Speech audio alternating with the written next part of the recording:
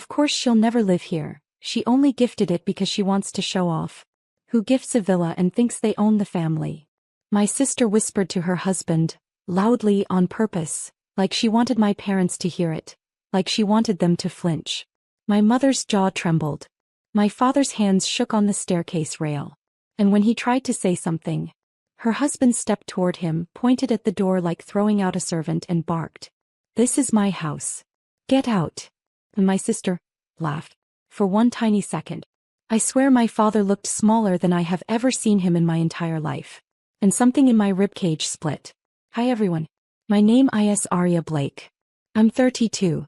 And tell me honestly, is there anything crueler than seeing your parents humiliated inside the home you gifted them with your own hands? That moment felt like the ocean outside held breath. I was standing right behind them, the sea wind still in my hair, suitcase still in my hand, watching my mother wipe her cheek with the back of her hand as if she wasn't crying, as if she was just adjusting her glasses. My sister's children were already running around rooms picking beds, like it was their summer house. Her husband had set his iced coffee on my mother's ceramic table, the one she had been wrapping carefully in bubble wrap last week, while telling me, "Beta, your father will get emotional staying near the sea again." And my parents, they looked like they were being evicted from a gift. I didn't say a word. I just stepped forward. My suitcase wheels clicked on the marble floor, a sound so sharp even the wind outside seemed to pause. My sister turned, saw my reflection in the glass wall, and her laughter stopped mid-air. Her husband's arm froze, still pointed at my father, like he suddenly realized something was wrong. The villa door behind me was still half open, sea breeze cutting in like a blade. And I said quietly, "Who told you it was your house?" The air changed. Even the ocean listened. His finger was still in the air, frozen, while everyone turned toward me, like the entire scene was slapped into stillness. I didn't raise my voice. I didn't need to. I just walked forward, placed my hand on my mother's arm and moved her slightly behind me, then did the same for my father, like I was physically pulling them back into dignity. My sister scoffed, tried to recover her comfort, leaned on the kitchen counter and muttered under her breath, "Here she comes, Miss Golden Daughter, always dramatic." She thought she could minimize me with sarcasm. But she didn't know something yet. I had already transferred the title documents into my personal trust, 4 days before I arrived. The villa wasn't listed under family property. It wasn't a shared gift. I didn't need any signature except my own. Her husband tried to smirk, but his lip twitched. I could see him calculating. I walked to the living room glass wall, looking straight at the sea, speaking without looking at them. "You moved them into a house that was never yours. You threatened my father in a home that is legally under my name. And you think I won't do anything?" Silence. My mother whispered, shaky, "Beta, leave it. We don't want fights." But it wasn't a fight. It was alignment. It was the line between right and humiliation. My sister finally snapped. "Stop acting like the hero. If you gifted them the house, then it's theirs. And if it's theirs, then it's yours." She actually said that. Like a parasite wearing entitlement as perfume. I turned, slowly, and I let her see my face fully, calm, steady, colorless. "No," I said. "You don't get to rewrite ownership with greed." Her husband swallowed and his voice cracked. "What does that even mean?" I reached into my purse and pulled out the single envelope that would end the argument. And I placed it silently on the marble dining table. The sound was louder than shouting. The poetic twist? He didn't know yet. It wasn't a warning. It was the eviction notice. He stared at the envelope like it was ticking. His hand hovered, then he finally opened it. His eyes moved fast across the page, then slower, then he blinked twice hard, like maybe the words would rearrange into something more convenient. They didn't.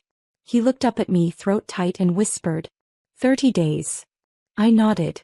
My sister's face drained of color. "Eviction," she hissed. "From what? You can't evict us." I tilted my head, like a teacher correcting a stubborn child, and said, "I'm not evicting you from your home. I'm evicting you from mine." My mother sank into a chair, overwhelmed, not because she wanted them to stay, but because she couldn't believe I would stand this firm. My father's jaw clenched, not in helplessness anymore, but in something like relief. Like he remembered he wasn't small. My sister laughed, but it was shaky now, She sounded like someone trying to drown in confidence so nobody sees her panic. Wow. So this is who you are. Punishing family to look powerful? I didn't react emotionally, not even a flinch. Because this wasn't emotion anymore. This was correction. You humiliated my father in front of the house I built for them, I said. You tried to own what you never earned. You threatened them in my presence. You crossed ownership. And dignity. I stepped closer, only one step, but it changed the entire temperature. I didn't punish family, I whispered. I just stopped pretending parasites were blood. Her husband sputtered. You can't just make us leave. We have nowhere to go. His voice cracked on that nowhere. My sister turned toward him, shock in her eyes, because her husband never exposed weakness in front of anyone. I watched the crumble begin. I leaned forward, calm, quiet, and placed my final sentence into the room like a blade sliding into silk. You have 30 days to clear your things. They forgot something. This wasn't revenge. This was restitution. And that was only the beginning. My sister stepped toward me, slower this time, like she was approaching a door she wasn't sure would open anymore. Her voice shifted, not mocking now, more bargaining. Listen, we were just settling them in. We were decorating. We thought. You thought. I cut in softly. Or you planned. Her eyes flickered. Because we both knew, this was not impulsive.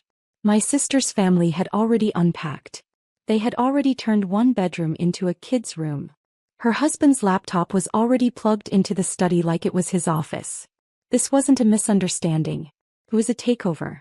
And she got caught mid-theft. Her husband slammed the eviction papers on the table and snapped. You don't understand the politics of family. When parents get old, the one who stays close gets the house. That's how it works. I actually smiled. Not out of amusement, but because I'd been waiting for the honesty under all their masks. That's the quiet truth, right? I said. You didn't want to help them. You wanted what would be left after. My mother looked like she wanted to disappear into herself. Like if she became wall paint, she wouldn't have to witness her own children this way. My father just stared out at the sea, eyes wet but not from pain anymore. He was seeing something else. Freedom.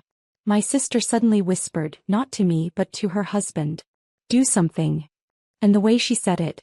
It wasn't confident. It was desperate. It hit me like a cold realization. She didn't even want him. She wanted the financial shelter she thought he could secure. He stepped closer, slowly, trying to intimidate me this time, face stiff. You'll regret this, he said. Because now, this gets ugly. The villa door rattled behind him from the ocean wind, like the sea itself laughed. I didn't flinch. I didn't blink. I just met his stare, steady, level, and whispered. It already got ugly. I'm just cleaning it. He expected fear. Instead he got silence. The kind that precedes real consequences. He tried to stare me down, but I was done giving him the benefit of family proximity. My parents moved slightly behind me again, like their bodies naturally knew where safety lived now.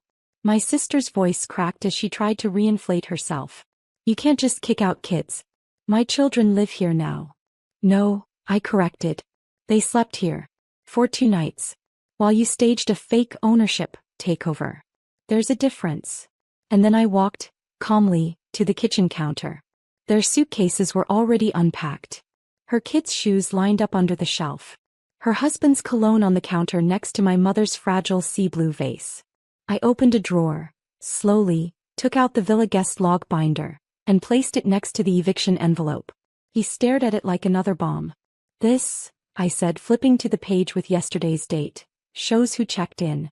And on which date? And for how long? And under whose authorization? I turned the open page toward them. It listed only 2 legitimate registered occupants. My father. My mother. No one else. Her husband grabbed the binder, scanned it, then slammed it shut. You think paperwork scares me? He barked. I held his gaze, patient, like a surgeon holding a scalpel while the patient still thinks it's a toy. No, I said softly. But it scares the legal system in this country. And that's who I'm aligning with. Not you. He paused, throat tightening, because he finally understood this wasn't emotional revenge. This was legal leverage. My sister tried to regain her voice one last time. You're ruining this family. I stepped closer, so she could see every quiet truth in my eyes. No. I'm saving my parents from being prisoners in a gift I gave them. My father whispered, almost like he was afraid to believe he was allowed to say it. Beta, thank you. Those 3 words cracked something in my sister's composure. She wasn't angry now. She was scared. And that's when the real twist arrived. Her phone lit up. A bank notification. She looked at the screen and froze. Her hand shook as she unlocked her phone. I didn't have to look. I already knew what she saw. Because I had initiated it the moment I entered the villa. Her voice came out as a whisper, dry, like her throat wasn't prepared to process reality. Our joint savings is freezing. Her husband snatched the phone from her, eyes scanning, then his shoulders dropped like weight just slammed into his spine. He looked at me and for the first time he didn't talk like a bully. He talked like a drowning man. How did you? I didn't touch your money, I said. I froze anything connected to my property, my trust, my accounts. And since your debit cards tried to auto-charge the villa's utilities this morning, they got flagged as unauthorized use. So now their cards wouldn't work. Not here. Not in this address. Not in this house. My sister's mouth trembled. You're shutting us out of everything. No, I replied. I'm shutting you out of one thing. The thing that was never yours. This home. Her children peeked from the hallway, sensing tension, but not understanding the scale. My mother looked away, ashamed her grandchildren were witnessing this, but also too tired to hold anyone's image together anymore. My father's voice, trembling but firm, cut through. We raised you better, he said to my sister. She flinched. Not because of anger. Because all her excuses suddenly felt thin. Her husband took one last gamble, grasping for any angle he could spin. You think people will support you when they hear you throughout family? You think society will clap? I stepped closer, no anger, just clarity. I don't need applause. I need boundaries. The ocean wind pressed against the glass behind us, waves slamming against the rocks, like nature was underlining every word. You have 29 days left, I said. Tomorrow starts 28. My sister covered her face, suddenly realizing this wasn't a scene she could win with volume or emotional manipulation. I started to walk toward the hallway, toward the master bedroom, because I needed to speak to my parents privately now. But before I turned the corner, her husband grabbed my arm. Hard. His fingers dug into my arm, sharp, like he thought pain would freeze me. But the moment his grip tightened, my father moved faster than I've seen him move in years. He stepped between us, shoved the man's hand off me, and his voice wasn't trembling anymore. Don't touch my daughter, he said. My sister gasped, because my father never assertively confronted her husband before. Something in the power dynamic flipped in that second. Her husband tried to recover, mask slipping on, voice fake calm. We're family. These emotional scenes aren't needed. I slowly rolled my sleeve back where his hand had been. Family doesn't put their hands on me, I said quietly. You don't get to hide abuse under the word family.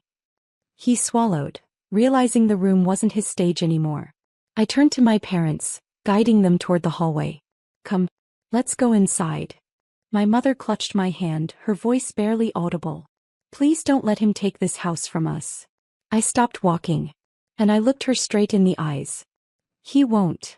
Before we stepped inside, I turned back again, because I wanted every syllable to land like a signature on stone. Pack what belongs to you.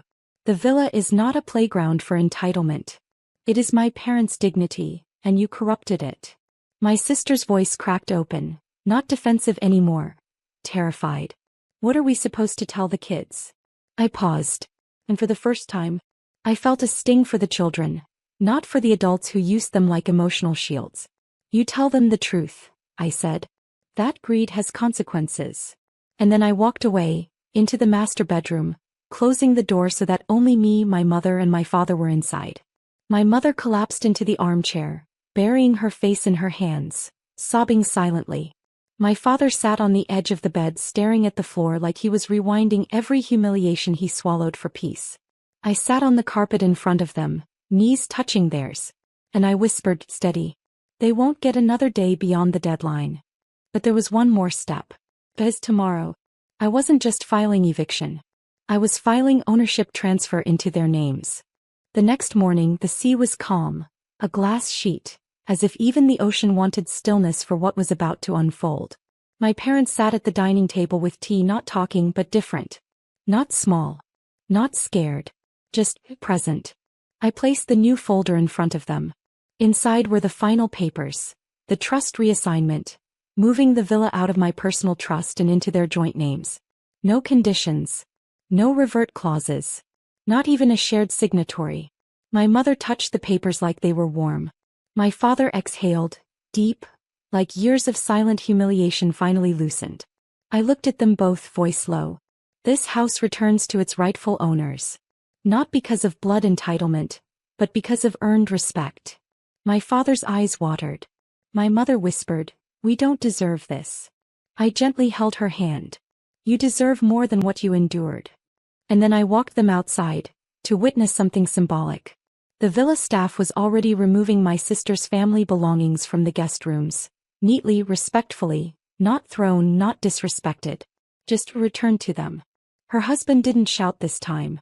He didn't argue. He didn't threaten. He just stood by the car, defeated, knowing he had already lost before he even tried to fight it. My sister stood silent, holding her kids' backpacks. No makeup, no sarcasm.